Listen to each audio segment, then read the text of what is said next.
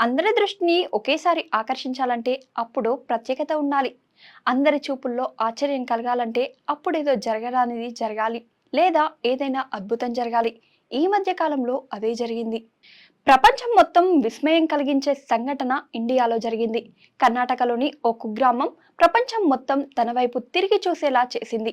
రాత్రికి రాత్రే సోషల్ మీడియాలో ఈ గ్రామం పేరు వైరల్ అయింది. ఇంతకీ ఏ గ్రామం అనుకుంటున్నారా? ఉత్తర కర్ణాటకలో ఉన్న మొహల్లా రాజా గ్రామం. ఇప్పుడు ఈ గ్రామం పేరు సోషల్ మీడియాలో చక్కర్లు కొడుతుంది. దానికి కారణం 23 ఏళ్ల మల్లికార్జున ముత్యకు రాత్రికి రాత్రే మిలియన్ల మంది ఫాలోవర్స్ ఎందుకు ఏర్పడ్డారు? ఇంత చిన్న వయసులోనే ఇన్ని లక్షల మంది అభిమానులను ఎలా సంపాదించుకున్నాడు? దేశంలోని బడా బిజినెస్ మ్యాన్లు ఆయన ముందు చేతులు కట్టుకొని నిల్చుంటున్నారు. ఇక రాజకీయ నాయకులు ఆయనకు సాష్టాంగ నమస్కారాలు పెడుతున్నారు. సాధారణంగా స్వామీజీలకే ఇలాంటి ఫాలోయింగ్ ఉంటుంది. కానీ అలాంటి ఫాలోయింగ్ ఇప్పుడు 23 ఏళ్ల యువకుడు మల్లికార్జున ముత్యం సొంతం చేసుకు. అతడికి యూత్ లో ఫాలోయింగ్. అతడి యాటిట్యూడ్ చూస్తే వా అంటూ ముక్కున వేలేసుకుని ఆశ్చర్యపోవాల్సిందే. ఏ సోషల్ మీడియాలో చూసినా మల్లికార్జున ముత్య ట్రెండింగ్ లో ఉన్నారు. కర్ణాటక ప్రజలకు ముత్య ఓ ప్రత్యేకమైన వ్యక్తి, ఓ అద్భుత శక్తి. అతీంద్రియ శక్తులు, అద్భుతాలు చేసే వ్యక్తులను అక్కడి ప్రజలు నడిచే దేవుడిగా చూస్తారు. అలా వ్యక్తులను ముత్య అని పిలుస్తారు. అందుకే మల్లికార్జున ముత్యగా కీర్తిస్తున్నారు.